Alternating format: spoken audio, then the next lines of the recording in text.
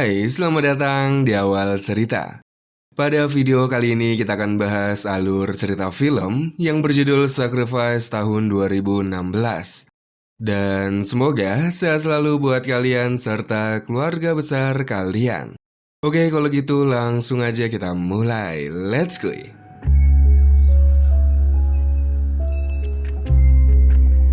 Diawali dengan seorang wanita bernama Tora yang merupakan seorang dokter kandungan. Saat itu ia kedatangan pasien yang membutuhkan tindakan, di mana pasien itu diharuskan untuk melakukan operasi sesar. Yang sayangnya, Tora yang juga sedang hamil tiba-tiba saja mengalami pendarahan dan mengalami keguguran. Kejadian itu tentu saja membuat Tora sangat terpukul dan begitu kehilangan.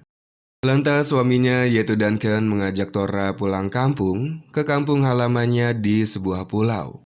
Hal itu dilakukan untuk menenangkan pikiran Tora dan juga mereka berencana mengadopsi seorang anak di sana. Lalu Duncan menunjukkan sebuah pulau yang bernama Pulau Tronal yang merupakan tempat di mana mereka akan mengadopsi seorang anak.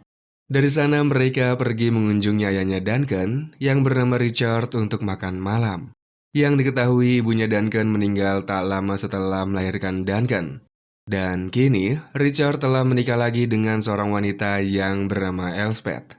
Setelah makan malam usai, Elspeth mengajak Tora ke dapur untuk membuatkan kopi, namun di tengah jalan Tora tertuju pada sebuah ruangan yang terbuka. Sayang ketika Tora menanyakan ruangan apa, Elspeth langsung menutup dan mengunci sambil berkata itu adalah ruang kerjanya Richard. Lalu sebelum tidur, Duncan terlihat menyuntikkan insulin ke dalam tubuhnya. Yang diketahui Duncan mengidap diabetes, namun hal itu ia sembunyikan dari ayahnya. Keesokan harinya, Tora yang tidak ingin berlarut dalam kesedihan, akhirnya berusaha move on dengan bekerja lagi sebagai dokter kandungan di sebuah rumah sakit setempat. Beruntung bagi Tora karena mertuanya merupakan orang yang berpengaruh di pulau itu, sehingga Tora langsung mendapatkan pekerjaannya tanpa perlu psikotes apalagi interview. Tora pun bertemu dengan pemimpin rumah sakit yang bernama Ken, bahkan Tora langsung menangani pasien pertamanya beberapa saat kemudian. Singkat waktu, Duncan mengajak Tora pergi ke Pulau Tronal. Sesampainya di sana, Tora begitu terkejut karena di sana terdapat banyak wanita hamil. Jenny sebagai kepala perawat menjelaskan bahwa mereka adalah wanita hamil yang di luar nikah, dan tempatnya menjamin bayi mereka akan dirawat dengan baik. Dari sana Tora dan Duncan berkonsultasi dengan seorang pengacara bernama Stephen Gare mengenai proses adopsi yang dilakukan di pulau itu.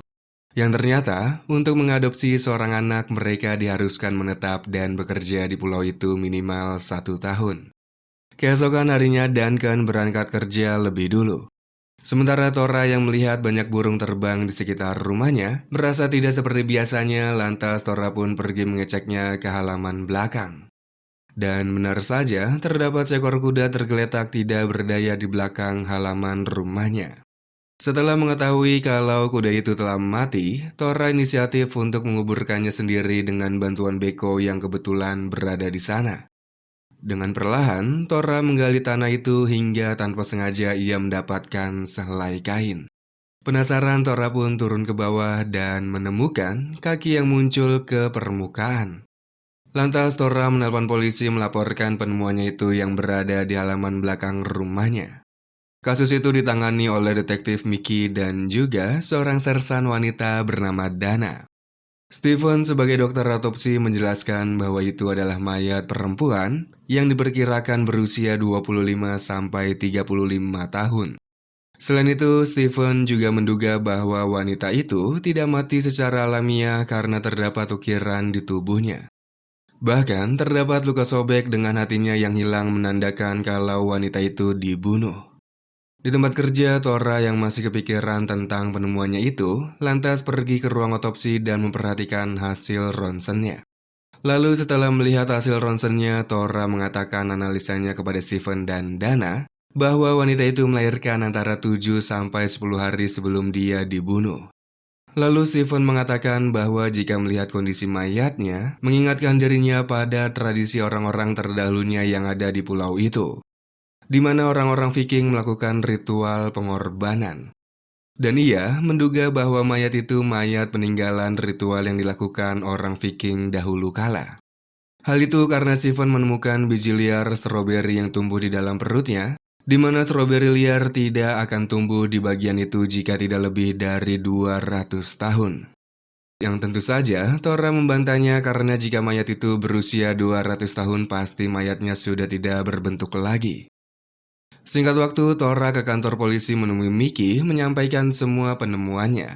Akan tetapi Mickey menegaskan bahwa kasus wanita itu telah ditutup.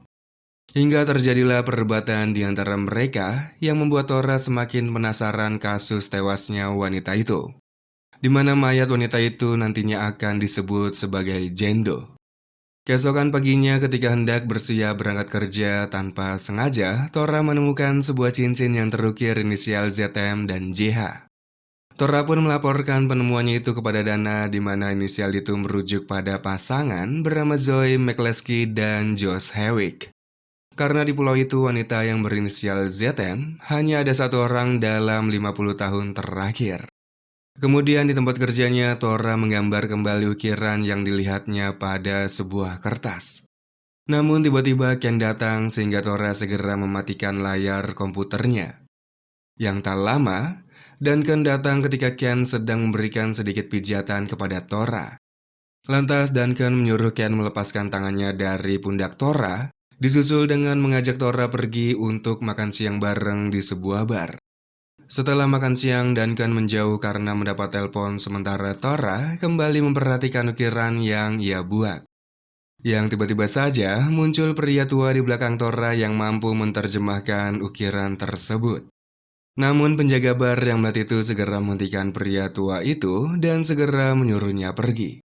Perkataan Jimmy membuat Tora semakin penasaran, akhirnya memberanikan diri dengan bertanya langsung kepada Richard mengenai terjemahan ukiran tersebut.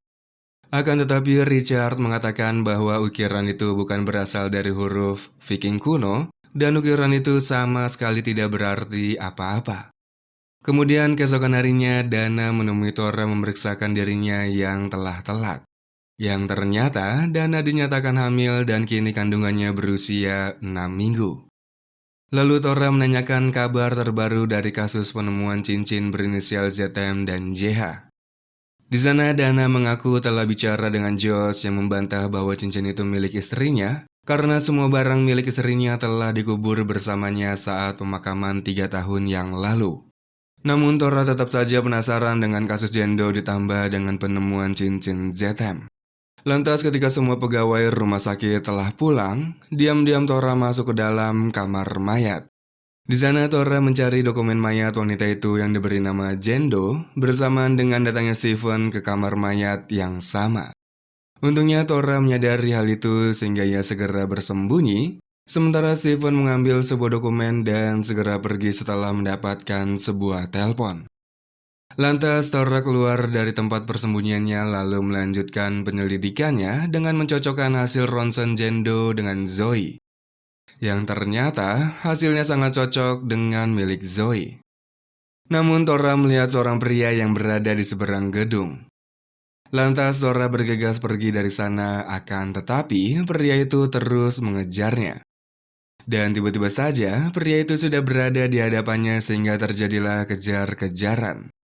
Setelah terpojok karena pintu keluar yang dirantai, akhirnya Tora berhasil kabur dari kejaran pria itu dengan membawa hasil ronsen Jendo. Kejadian itu ia ceritakan kepada Dana, namun sayang Tora tidak melihat dengan jelas wajah pria itu. Sehingga Tora tidak tahu siapa pria yang telah mengejarnya. Dan dari hasil ronsen itu ternyata Jendo yang Tora temukan di halaman belakang rumahnya bukanlah milik Zoe melainkan Teresa yang merupakan istrinya Steven. Namun Dana menjelaskan bahwa Teresa telah meninggal pada tahun 2011 karena kanker ovarium dan menuduh Tora telah mengambil hasil ronsen yang salah. Lantas Tora membantahnya kalau salah mengambil hasil ronsennya dan meminta Dana untuk meneruskan penemuannya itu kepada Mickey. Keesokan harinya ketika mereka ingin memberikan bukti terbaru mengenai Jendo kepada Mickey, di sana sudah ada seorang pria yang tak lain adalah Stephen Gare. Gare mengatakan bahwa ia telah mengetahui semuanya yang dilakukan oleh Tora, di mana Tora mengambil hasil ronsen milik Teresa dan membandingkan hasil ronsen itu dengan milik Jendo. Dan Ger yakin bahwa Jendo yang ditemukan di halaman belakang rumahnya Tora bukanlah Teresa. Hal itu dikarenakan ketika Teresa meninggal, dia berada di bawah pengawasan dokter terbaik di pulau itu. Bahkan ada 50 orang lebih yang menyaksikan pemakamannya Teresa termasuk Mickey. Lantas Tora bertanya mengapa kau begitu yakin dan sangat detail dengan kematian Teresa padahal bukan istrimu. Dengan tegas Ger mengatakan bahwa istrinya juga meninggal tepat di waktu yang sama dengan Teresa. Namun Tora yang pantang menyerah tetap mencari petunjuk mengenai Jendo. Tora mencari catatan medis Teresa yang katanya meninggal karena kanker, dan ternyata kegiatan Tora selama ini di rumah sakit diawasi oleh Ken yang memantaunya dari CCTV. Malam harinya Tora bertemu lagi dengan Dana membahas kasus itu. Tora mengungkapkan dugaannya bahwa Teresa tidak pernah berada di rumah sakit, dan Steven memalsukan data orang lain yang memiliki kanker menggunakan data istrinya. Sehingga seakan-akan istrinya lah yang memiliki kanker. Kemudian Tora memperlihatkan kisah kuno di pulau itu yang berjudul The Cunald Rose kepada Dana. Yang intinya menjelaskan bahwa setiap wanita akan dikorbankan pada hari ke-9 setelah melahirkan. Yaitu dengan mengambil hatinya serta sebagai bagian dari pemakaman, tubuhnya akan diberi ukiran sebagai stempel. Persis seperti Jendo yang berada di halaman belakang rumahnya Tora. Dan Tora meyakini bahwa tradisi itu masih berjalan hingga saat ini. Yang tak lama Dana mendapat telepon dari Mickey menyuruhnya untuk datang ke kantor. Sementara Tora pergi menemui penjaga bar untuk menanyakan alamat rumahnya Jimmy. Kemudian keesokan paginya ketika hendak pergi ke rumahnya Jimmy, Tora melihat ada sebuah mobil mencurigakan yang berhenti. Yang tak jauh dari sana terdapat keramaian dengan banyaknya ambulans dan polisi. Mickey yang berada di sana mengatakan bahwa ada seorang pria yang tewas terjatuh dari jembatan, dan pria itu adalah Jimmy. Lantas Tora kembali ke kantornya untuk melanjutkan penyelidikannya dengan mencatat semua anggota yang terdaftar di Ritus Setland. Hal itu Tora sampaikan kepada Dana, lengkap dengan tanggal meninggalnya istri pertama para anggota, serta tanda bintang menandakan bayi yang dilahirkan oleh istri mereka. Dengan penemuannya itu artinya Steven memang benar memalsukan penyakit dan kematian istrinya. Lalu Tora dan Dana gerak cepat menerobos masuk ke kantornya Ger sebagai pengacara untuk mencari bukti. Mereka menemukan catatan transfer kepada seorang wanita bernama Katie yang jumlahnya sangat banyak. Dan transfer itu dilakukan tepat ketika Teresa dinyatakan meninggal. Kemudian mereka melihat polisi datang karena ternyata di sana terdapat CCTV yang memantau mereka. Dana pun bergegas mendownload data milik Katie termasuk alamatnya, lalu memberikannya kepada Tora serta menyuruhnya segera pergi dari sana. Sesampainya di rumah, Tora mendapat telepon dari Dana yang sedang dalam perjalanan menuju rumahnya Katie. Kemudian datang sebuah mobil dari belakang yang terus memepet mobilnya Dana. Hingga akhirnya terjadilah hal yang tidak diinginkan.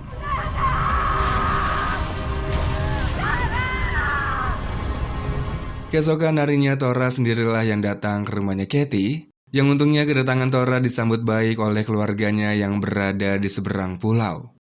Keluarganya menjelaskan waktu itu Katie melihat iklan di koran lokal yang membutuhkan orang untuk menguji coba obat baru mengenai kanker, di mana dengan imbalan sejumlah uang dan dana santunan untuk keluarganya.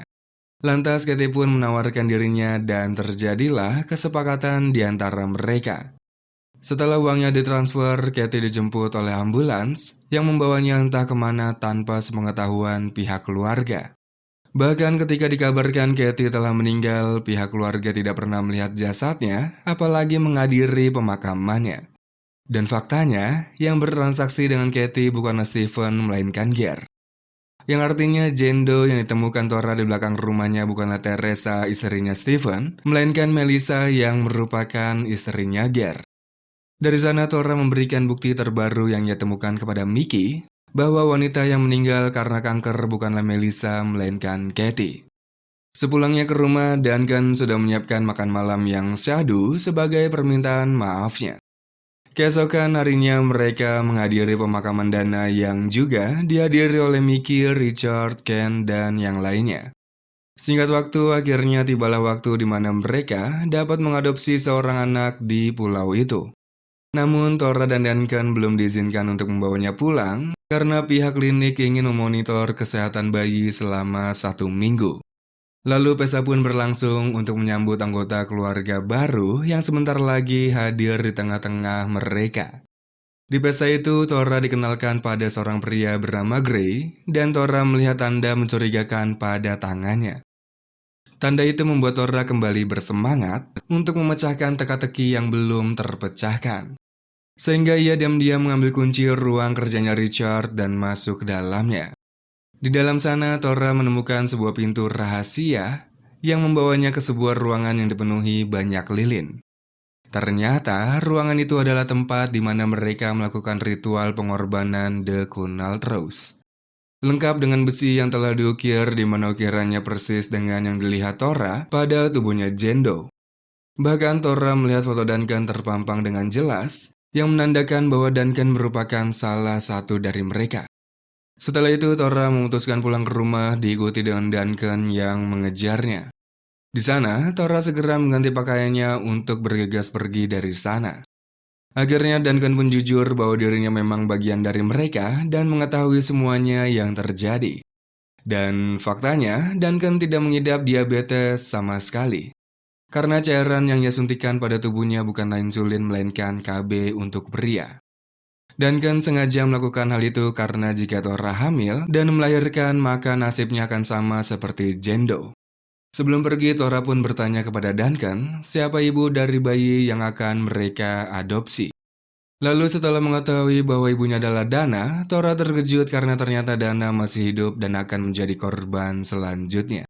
Yang bersamaan dengan datangnya Gray mengejar Tora. Sementara Duncan yang tidak ingin Tora terluka, akhirnya menewaskan Gray dengan sebuah batu. Tora pergi ke dermaga dilanjutkan menuju Pulau Tronal dengan membawa sebuah perahu. Kemudian sesampainya di sana, Tora yang sadar kalau saat ini dirinya buron, diam-diam menyelinap masuk dan memakai pakaian perawat untuk menyamarkan dirinya. Di sana Tora hampir saja bertemu dengan Richard dan Ken yang mengejarnya, yang telah Duncan datang untuk memastikan keselamatan Tora. Kemudian Tora menaiki lift yang membawa dirinya ke bangsal. Dan di sanalah Tora berhasil menemukan Dana yang terbaring siap untuk melakukan ritual pengorbanan. Sementara Richard yang melihat Tora berada di bangsal segera menyuruh Ken mengejarnya ditemani oleh Duncan, yang untungnya ketika Ken sampai Tora sudah tidak berada di sana.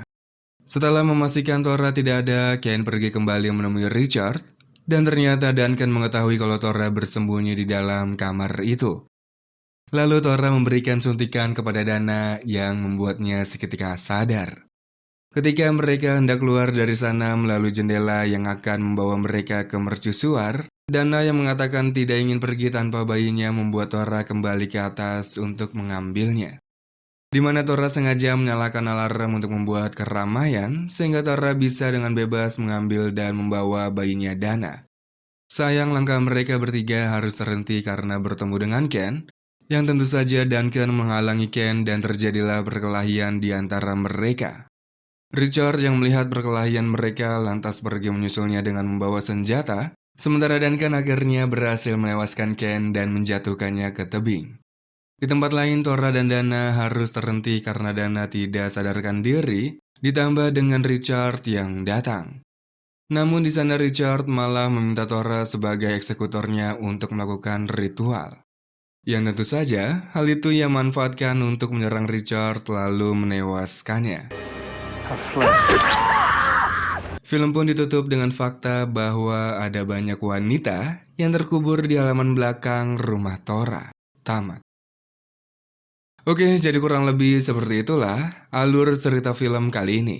Semoga kalian terhibur, sampai jumpa di video berikutnya.